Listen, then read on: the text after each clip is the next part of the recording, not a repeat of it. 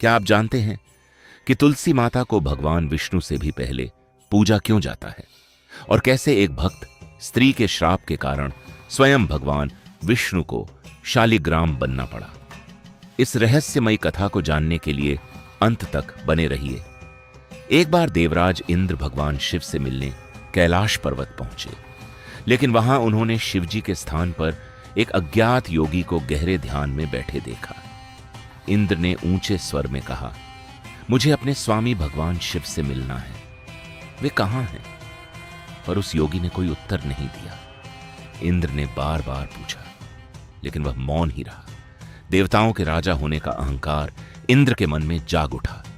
उन्होंने क्रोधित होकर कहा, मेरी अवहेलना करने का साहस कैसे हुआ? और उन्होंने अपना दिव्य अस्त्र वज्र उस योगी पर चला दिया। तभी उस योगी ने अपनी आंखें खोली। क्षण भर में उसका स्वरूप बदल गया। वह स्वयं भगवान शिव थे। ध्यान भंग होने से शिवजी अत्यंत क्रोधित हो गए। उन्होंने एक अग्निमय बाण इंद्र की ओर छोड़ दिया। अपनी मृत्यु सामने देखकर इंद्र भय से कांप उठे और क्षमा मांगने लगे। शिवजी का क्रोध शांत हुआ। उन्होंने उस बाण की दिशा बदलकर समुद्र की ओर मोड़ दी। जब वह दिव्य बाण समुद्र में गिरा, तब एक अद्भुत घटना घटी। समुद्र की गहराइयों से एक शिशु का जन्म हुआ। समुद्र देव ने उस बालक को अपनाया और ब्रह्मा जी से उसका नाम पूछने गए। ब्रह्मा जी ने कहा, इसका नाम जालंधर होगा, क्योंकि इसका जन्म जल से हुआ है। साथ ही उन्होंने वरदान दिया, इस बालक का वध केवल भगवान शिव ही कर सकेंगे। समय बीतता गया। जालंधर बड़ा होकर अत्यंत शक्तिशाली, पराक्रमी और न्यायप्रिय राजा बना। उसका विवाह एक महान पतिव्रता और भगवान विष्णु की परम भक्त वृंदा से हुआ। सब कुछ सुखपूर्वक चल रहा था, लेकिन एक दिन कुछ वृद्ध असुर जालंधर के पास आए। उन्होंने उसे समुद्र मंथन की कथा सुनाई और बताया कि किस प्रकार भगवान विष्णु ने मोहिनी रूप धारण करके असुरों को अमृत से वंचित कर दिया था। यह सुनकर जालंधर क्रोध से भर उठा। उसने देवताओं से बदला लेने की प्रतिज्ञा कर ली। वृंदा ने उसे बहुत समझाया। उसने कहा, स्वामी, युद्ध का मार्ग छोड़ दीजिए। लेकिन जालंधर ने उसकी एक न सुनी। अब वृंदा के पास केवल एक ही उपाय था, भगवान विष्णु की प्रार्थना। युद्ध प्रारंभ हुआ। देवताओं और असुरों के बीच भयंकर संग्राम छिड़ गया।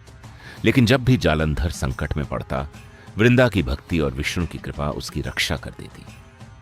धीरे धीरे जालंधर ने तीनों लोकों में विजय प्राप्त करनी शुरू कर दी। उसकी शक्ति बढ़ती गई और साथ ही उसका अहंकार भी। एक दिन उसने स्वयं भगवान विष्णु को युद्ध की चुनौती दे दी। भगवान विष्णु मुस्कुराए और बोले, जालंधर, तुम समुद्र से उत्पन्न हुए हो और मेरी पत्नी लक्ष्मी भी समुद्र से प्रकट हुई थी। इस नाते तुम मेरे साले हो। मैं अपने साले से युद्ध नहीं करना चाहता। यह सुनकर जालंधर प्रसन्न हो गया, लेकिन उसका अहंकार अब भी शांत नहीं हुआ था। अब उसने भगवान शिव को चुनौती देने का निश्चय कर लिया। वृंदा ने फिर विनती की, शिवजी से युद्ध मत कीजिए, उनसे कोई नहीं जीत सकता। लेकिन जालंधर कैलाश की ओर चल पड़ा। इस बार वृंदा को अनिष्ट का आभास हो चुका था।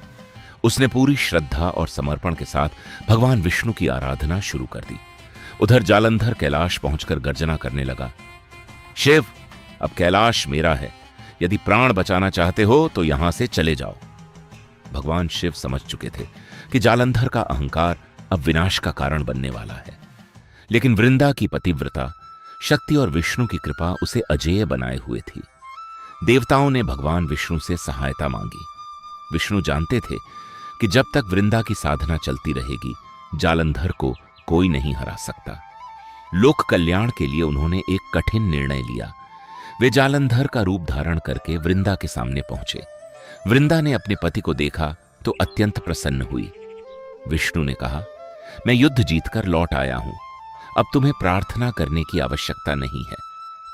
अपने पति की बात मानकर वृंदा ने पूजा रोक दी और उसी क्षण भगवान शिव ने अवसर पाकर अपने त्रिशूल से जालंधर का वध कर दिया।